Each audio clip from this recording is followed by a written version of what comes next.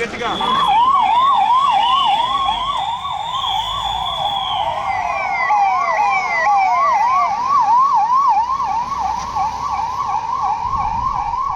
ఒక్క మెసేజ్ ఒక కుటుంబం ఆశయాన్ని మరో ప్రాణాన్ని కాపాడింది.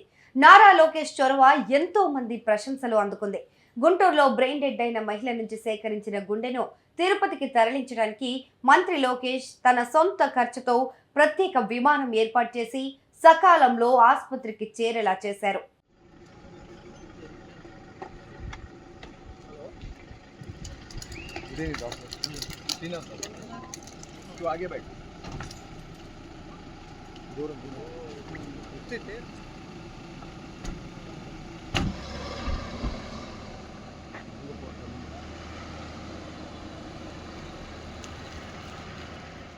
గుంటూరుకు చెందిన చెరుకూరి సుష్మా తీవ్ర తలనొప్పితో బాధపడుతూ ఈ నెల 23న గుంటూరులోని రమేష్ ఆసుపత్రిలో చేరారు.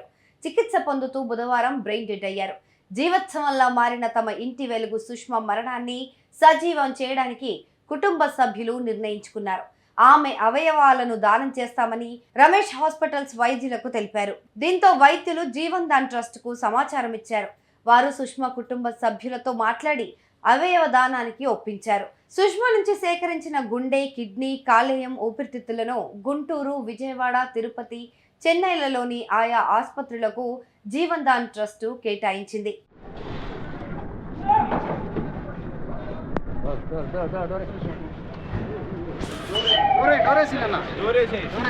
గట్టిగా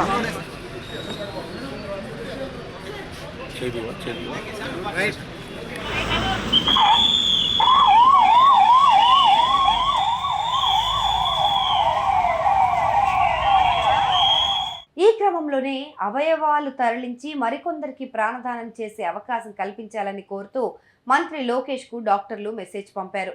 దీనిపై 12 నిమిషాల్లోనే స్పందించిన మంత్రి బ్రెయిన్ డెడ్ అయిన వ్యక్తి గుండె తరలింపు కోసం ప్రత్యేక విమానాన్ని సొంత ఖర్చుతో ఏర్పాటు చేయడంతో పాటు తిరుపతి ఆసుపత్రికి చేరే వరకు గ్రీన్ ఛానల్ ఏర్పాటు చేసేలా సంబంధిత అధికార యంత్రాంగాన్ని సమాయత్తం చేశారు. మొదట గురువారం రాత్రి 7:50 గుండెను ప్రత్యేక అంబులెన్స్ లో పోలీస్ ఎస్కాట్ సాయంతో గన్నవరానికి తరలించారు.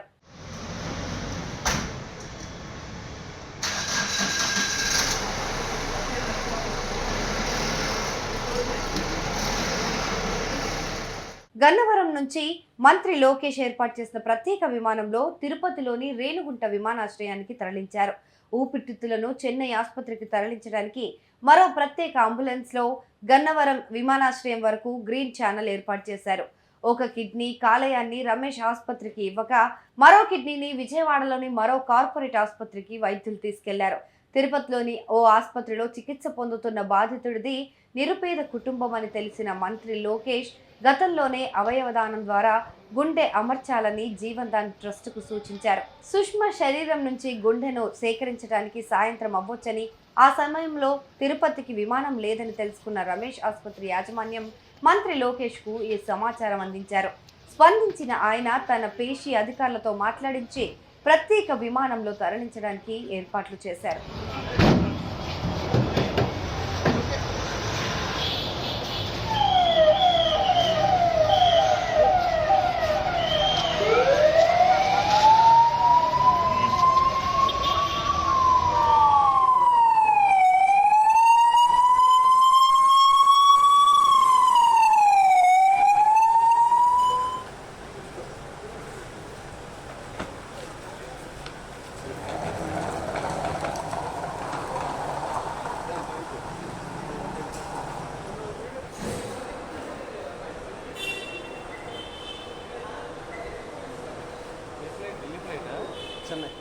గుంటూరులో బ్రెయిన్ డెడ్ అయిన మహిళ గుండెను తిరుపతికి తరలించి మరొకరికి అమర్చేందుకు సొంత ఖర్చుతో ప్రత్యేక విమానం సిద్ధం చేయించడంతో పాటు గ్రీన్ ఛానల్ను ఏర్పాటు చేయించిన మంత్రి లోకేష్ ఎందరికో స్ఫూర్తిదాయకంగా నిలిచారని స్పీకర్ అయ్యన్న పాత్రుడు ఎక్స్లో పోస్ట్ చేశారు.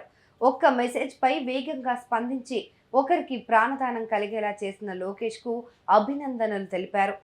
శ్రీకారం చుట్టారు, మీకు సహకారం ఎవరు అందించారు? దీనికి ఇంత ఖర్చు, భారీ ఖర్చు కూడుతుంది, మళ్ళీ జీవనం వస్తున్నారు. ఎవరు దీనికి ప్రధాన కారకులు? నా పిల్లలే. మీకు సహాయ మీకు సహాయ సహకారాలు ఎవరు అందిస్తున్నారు దీనికి? Hospital staff and guard. Okay, Lokesh గారు దీని మీద మీరు మెసేజ్ పెట్టగానే ఎట్లా స్పందించారు? Very happy. ఓకే, ఏమన్నారు లోకేష్ గారు? ఇంకా తెలియదు. మీరు లోకేష్ గారికి ఈ విషయంలో ఎలాంటి ఇది చేయబోతున్నారు అంటే ఏం చెప్పబోతున్నారు లోకేష్ గారు? ఇలాంటి మంచి కార్యాలకి ఇంకా ఎంతో సహకారం అందించి కొత్త వాళ్ళకి కొంతమందికి జీవనాలు అందించారు. చెర్కూరు శ్రీనివాస్ కుటుంబ సభ్యులంతా సమిష్టి నిర్ణయాలు తీసుకున్నారు. అంత గొప్ప కార్యాన్ని నిర్వహిస్తారు. ఏం చెప్తారు మీ శ్రీమతి గారు? యాక్చువల్గా అది నేనైతే ఎక్స్పెక్ట్ చేయలేదు తన విషయం ఆ సిచ్యువేషన్కి వస్తుందని.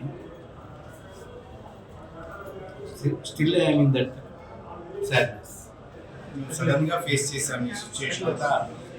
Very few minutes, that is 2 to 4 minutes right. ఆ సిచ్యువేషన్ నుంచి బయటకు రాగలుగుతాము అని వెంటనే అనుకోలేదు. అనుకోకుండా ఇది నన్ను అడిగినప్పుడు ఇప్పటికీ తను కోల్పోయాము, మరి పిల్లలు ఎలా రియాక్ట్ అవుతారో ఏంటో అనుకున్నాను. కానీ I feel very proud on their decision. This is their decision only. ఇక బ్రెయిన్ డెడ్ అయిన మహిళ సుష్మాకు తేజస్విని, వైషు అనే 2 కూతుళ్లు ఉన్నారు. వీరు బీటెక్, ఇంటర్ చదువుతూ ఉన్నారు. భర్త చెరుకూరి శ్రీనివాసరావు ఇన్సూరెన్స్ ఏజెంట్. తమ తల్లి చేసిన అవయవ దానంతో పలువురిలో తమ అమ్మను చూసుకోవాలని అనుకుంటున్నామని తేజస్విని, వైషు తెలిపారు.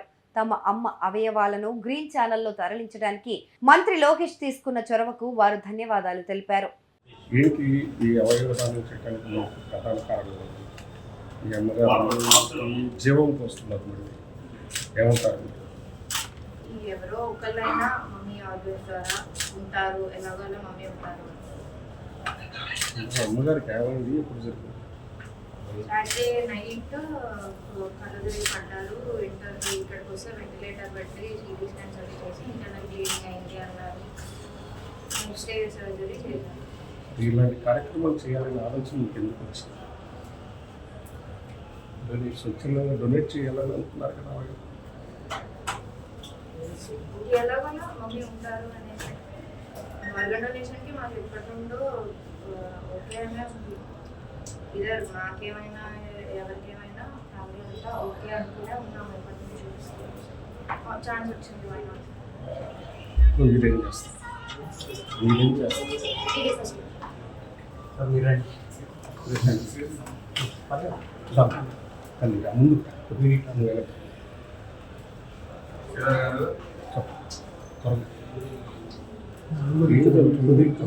అవయవదానం చేయాలని ఎందుకు ఆలోచన వచ్చింది?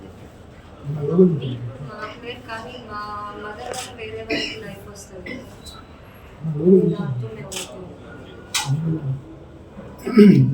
మీరేం చేస్తారు? +2 బైపీసీ. చిన్న వయసులో మంచి నిర్ణయం కుటుంబ సభ్యులంతా కలిసి తీసుకున్నారు. ఇంకొకళ్ళకి ప్రాణం పోయాలి, అనేక మంది ప్రాణాల గురించి ఆలోచించారు. దీని మీద మీకు అంత అవగాహన ఎలా కలిగింది? దీనికి ప్రధాన కారణం